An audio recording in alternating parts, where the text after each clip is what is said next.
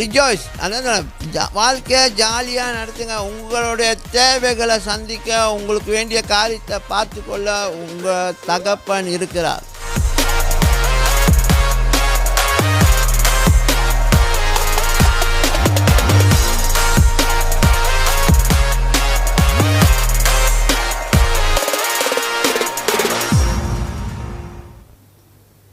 சில பேருக்கு அது தெரியல. திடீர்னு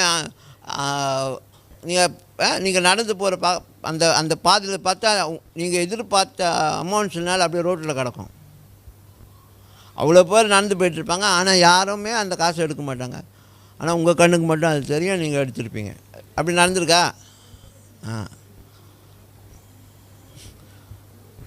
சில பேருக்கு தங்கம் கிடச்சிருக்கு. தங்கம் கிடச்சிருக்கா?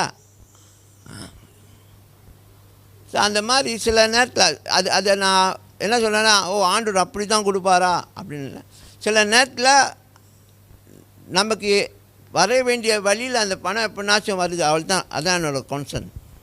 உனக்கு அந்த தேவை சந்திக்கப்படுற பணம் வந்துச்சா இல்லையா? நீ திருட கிடையாது, நீ யாருக்கிட்டேருந்து பறிக்கவும் கிடையாது, யாருக்கிட்டையும் ஆட்டையை போடவும் கிடையாது, இல்லை எவனோட பர்ஸையும் ஓட்டையை போடவும் கிடையாது.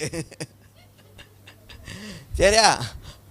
அப்படிப்பட்ட ஒரு காரியம் உங்களுக்கு அந்த பணம் நியாயமாக வந்திருக்கும். அதனால் நீங்கள் அதை எடுத்துக்கொள்கிறதுல எந்த ஒரு தவறு கிடையாது. நீங்கள் அது உங்கள் தேவைகள் சந்திக்கப்படுது. ஆமென்.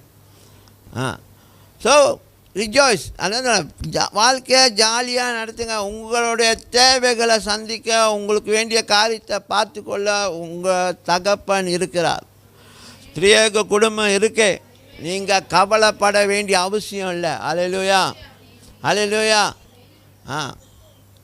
Rejoice, keep rejoicing. ஜாலியாக இருங்க, களி கூந்துக்கிட்டே இருங்க, சந்தோஷமாக இருங்க.